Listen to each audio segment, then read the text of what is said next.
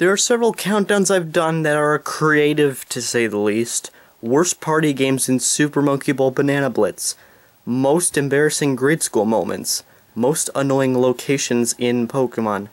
But after a while it gets a little difficult to come up with new stuff. You could always get some new ideas if you turn on the TV, like a normal human being.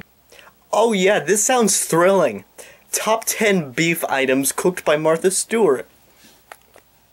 Top 5 vroom noises made in NASCAR. Ugh. Truth is, I've had the idea for this countdown in my head for years, and I think it's finally time I break out the rankings. A lot of us remember watching some form of children's entertainment back in the early stages of our life, but if you've ever looked back and past the occasional Disney Junior, it is a scary world out there. Hundreds of the weirdest cheap pieces of garbage seem to be out there nowadays just so some 3-year-old can be entertained for a few minutes as their parents do laundry. I've dared myself to sit through multiple of these kinds of shows just to see how insane they could get, and this has helped me come up with, in my opinion, the top 10 worst preschool shows.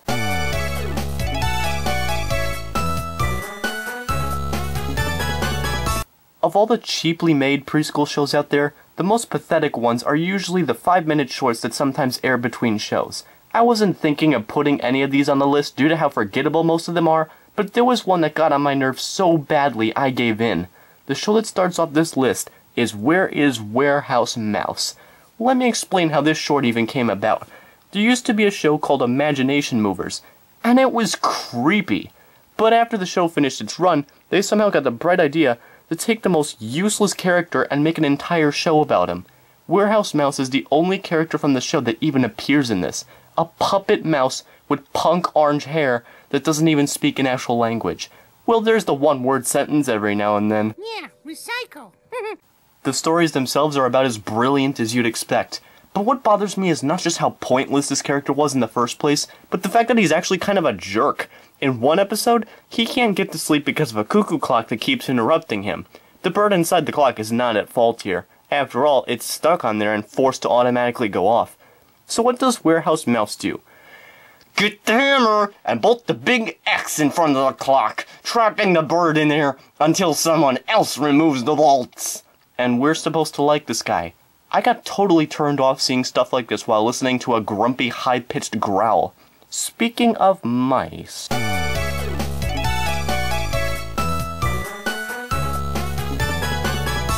Anybody here know Mickey Mouse? Okay, that was a stupid question.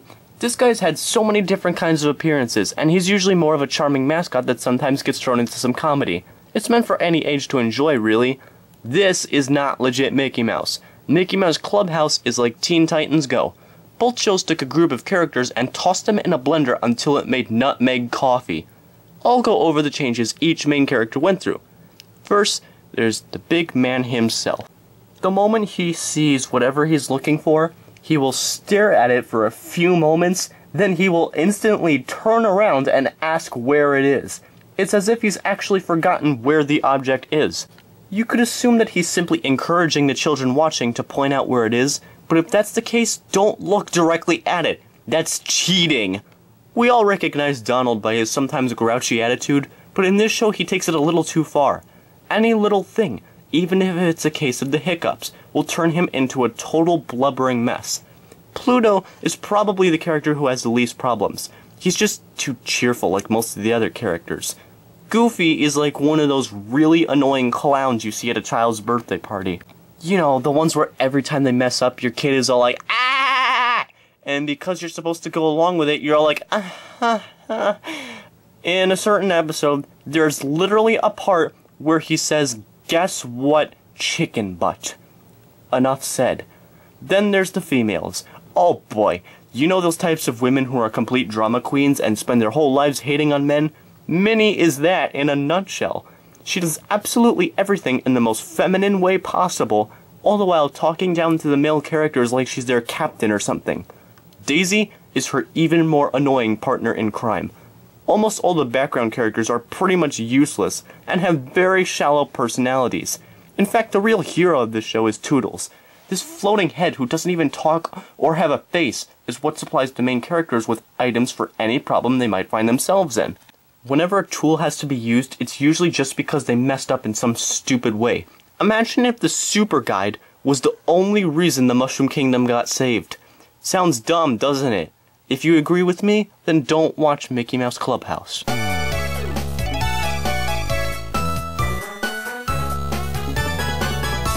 At first, I didn't even consider putting this show on the list, but the more I thought about it, I realized that this show has one problem. One big problem, and the answer is in the title. Number 8 is Max and Ruby. Sure, I understand if you hate Max. I mean, this kid is 3 years old, but he pretty much only speaks one word throughout the episode, and he doesn't exactly understand the meaning of personal space. However, His Royal Highness Ruby is far worse of a character. The episodes usually start with her doing some grown-up thing, be it dressing up fancy, or inviting her gossipy friends over. Max is naturally interested in whatever she's doing, but Ruby ain't letting him have none of that jazz. So she sends him off somewhere else to go do something really boring. She basically treats him like some little slave that's meant to sit on his butt for however many hours she spends doing whatever the heck she wants. No wonder Max is always stalking Ruby. He would do anything at all just to have a little fun. And each episode always ends with Max proving to Ruby that he does in fact have some good ideas. But the lady never learns. She continues to boss him around every single time with the most annoying possible tone in her voice. How does this voice make you feel? Yeah, exactly. You know what? Not to mention, almost every character in the show is capable of making this really weird grin. No matter who it is, it looks exactly the same. It's actually pretty creepy, and there's usually some freaky music playing whenever they do it. Also, one last thing. Max is seen naked multiple times throughout the series. There's even an episode where he covers his nude body in paint, and everyone is just totally okay with it.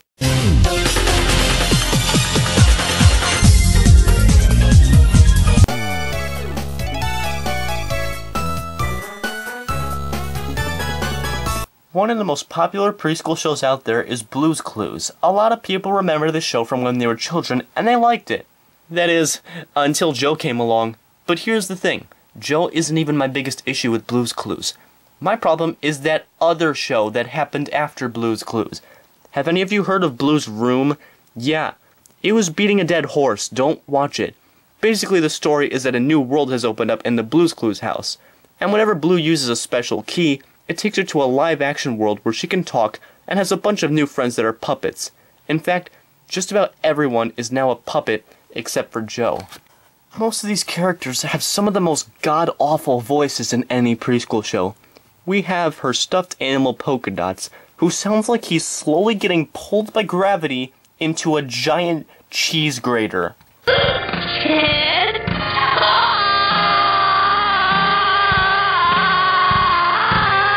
There's also a talking jukebox named Boogie Woogie.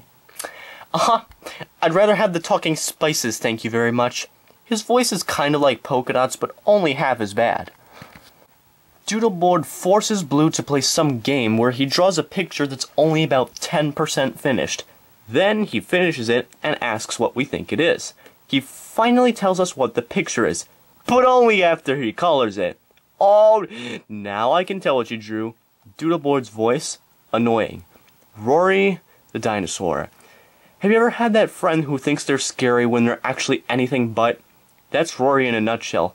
I'm sure you want to hear his voice. Karen! No, you don't. The last character who's truly annoying is Frederica. This girl loves birthdays. Like, she loves the heck out of them. Every day she pretends it's her birthday, and she really overdoes it.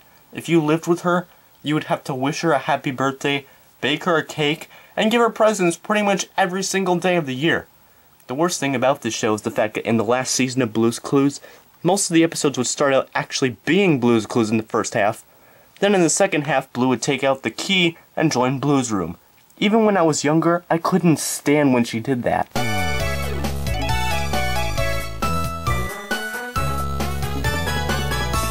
In early 2009, the days were dark, for we knew what would be brought onto us come April 4th. There was a countdown hosted by Playhouse Disney. Scientists were counting down our inevitable demise. The day of April 4th finally came. And we met this dumb bear! Number 6 is Special Agent Osso. How about we start with the main character? Osso is hands down one of the most hopeless main characters out of any of the shows on the list. Whenever he tries to do a training mission at the beginning of each episode, he always fails miserably, even with help from the audience. It's supposed to be funny, but really it just makes you wonder when they're gonna fire him. And in case you're wondering, Osso never even mentions that his name means bear in Spanish. There's also a character named Mr. Dos, and does he ever mention his name being Spanish? Of course not. I think Dora might actually be smarter than these people. The idea of each episode is for Osso to help out children that need to complete tasks. That is, after a pun-filled musical break that has to do with the task. Pun-filled, not fun-filled. Now, because Osso only has time to help out one child per episode, you'd think the task would be rather complicated. And it is! If it takes you 22 minutes to get dressed, or wash your hands, or line up. Every task has 3 separate steps, by the way. Step 1! Wait for some people to make a line! Step 2! Join it! Step 3! You're kind of already there, so you might as well use Street Pass. And after each task, Osso goes back to his training mission and actually does it the right way. Ever heard of no refunds?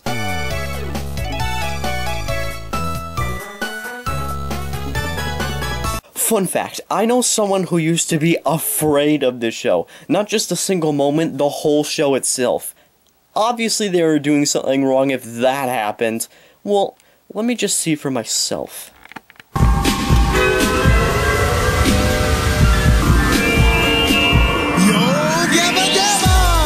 Oh, okay, first 2 seconds and we're already seeing stuff like...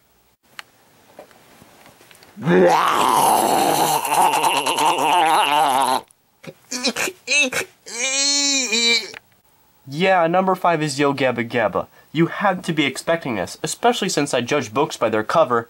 I don't know exactly where to begin. Maybe the songs? Sure. These songs are barely even actual singing. It's usually just some off-key screeching that repeats the moral over and over.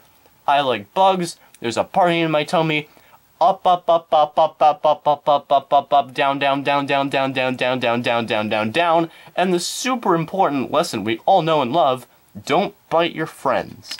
What about the characters? Well, let's see. We've got a mediocre robot, a red cactus with chickenpox, a mutated Torchic, and a blue cat that actually doesn't look that bad. All of them, however, had the most ear-shattering voices possible. Oh, and there's also the fact that everything has googly eyes and looks and sounds creepy.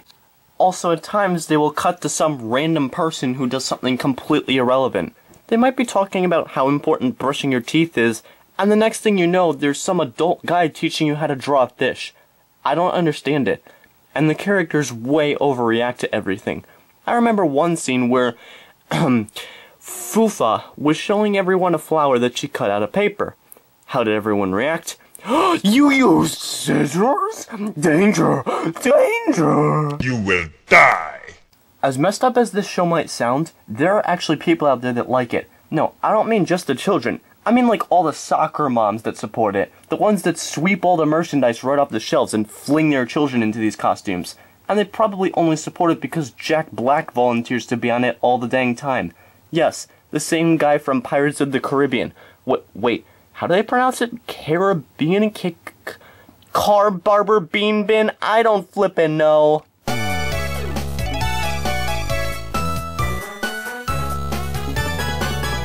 Teletubbies was a really simple show.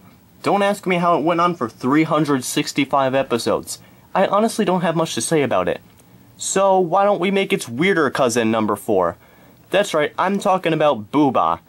How am I supposed to explain the plot of this? Okay, so there's this huge globe that goes around the world. So you're saying there's a globe that goes around the globe?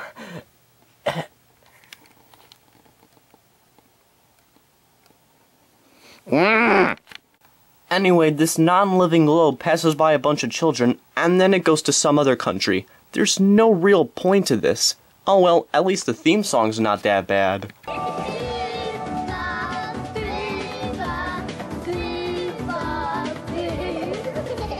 Then we get to look inside. There are these 5 marshmallow creatures that kinda look like they're covered in glitter. They make these weird noises that are unusually high-pitched. Sometimes they dance, other times they exercise while making fart noises. Maybe they'll just be laying on the ground or running around for no reason. It's like watching a Nintendog slowly starve to death. I haven't played that game in years. So what else happens in the show? Nothing really, except sometimes it'll go to this place called Storytime Land. If that happens, we learn about a bunch of people. They are in no way relevant to the Boobahs. That's all there really is to say. The show is a mess that has no idea what it wants to do. Everything just sort of happens without context. I guess that's the perfect way to entertain an infant, but still. And why does the globe only visit the children anyway? That's a little uncomfortable. I'm guessing maybe it just wants to crush them.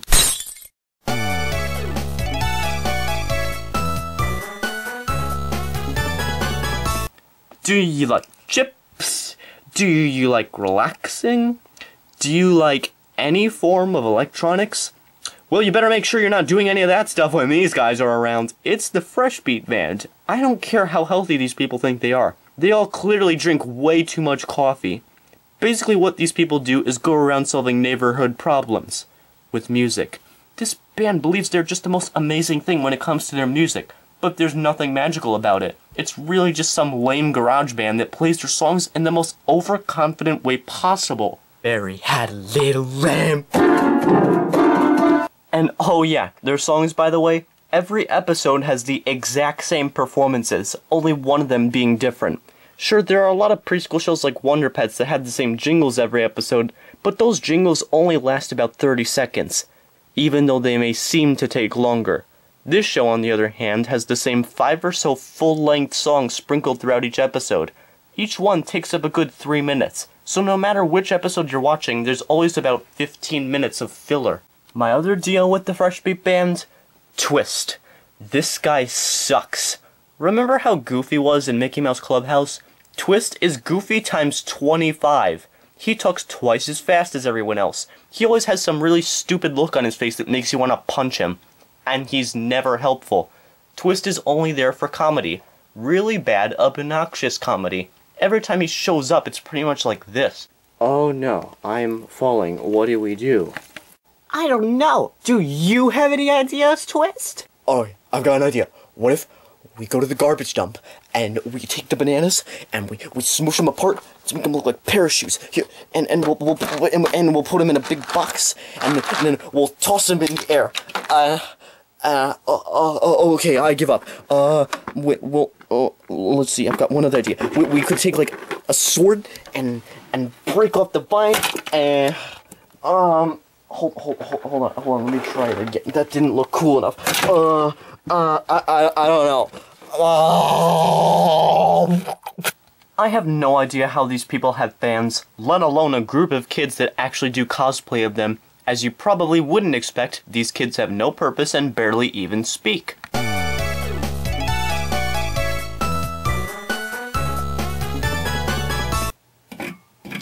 Hey, you can't come in right now. There's a bit of a film process going on here. No, I want to come in all by myself. Oh, I'll be right there. I broke in like a big kid. I'm 4, you know.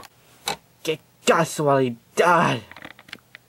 I would watch anything when I was little. Preschool shows, game shows, lottery ticket answers, you name it. There was only one thing I refused to watch. That show was Caillou. Have you ever had a brat in the family? Yeah, Caillou is that.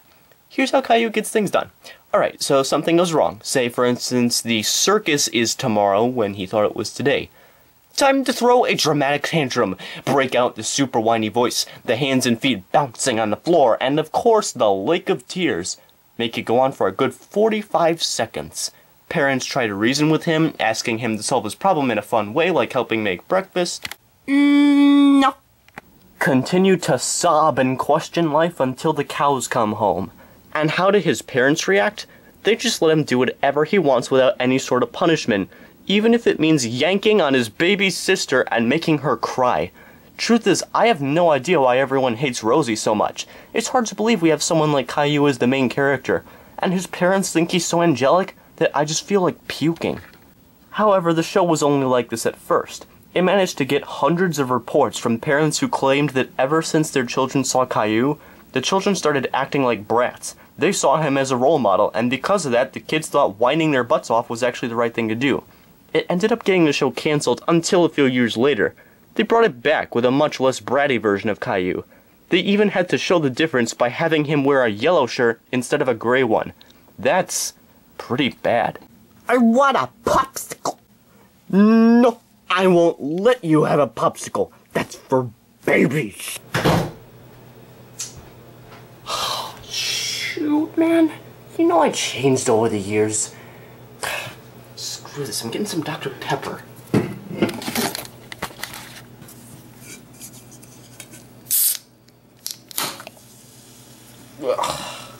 Number one. Number one. Number one. No.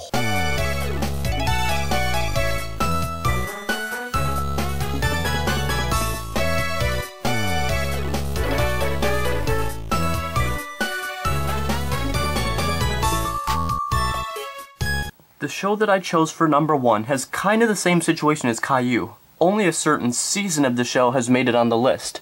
My number one choice is the second season of Pinky Dinky Doo. Let me explain how this show works. It starts with the main character Pinky drawing a story in her box of imagination. And every time a certain word is said, this weird guinea pig shows up and blows a trumpet in your face. After the story is over, the episode goes to game time, where the audience is tested on what they learned from the story. Okay, sure. If you've seen the show before, you know it's a little aggravating no matter what season you're watching. But the only real annoying things about the first season of Pinky Dinky Doo were the great big fancy words and the game time segment. Seriously, why are they asking us if you eat an apple or wear it? What, like put it in your sock? But then the second season came around. It got much worse. The only thing that got better was the animation. Everything else was completely ruined. First things first, there is now way more toilet humor.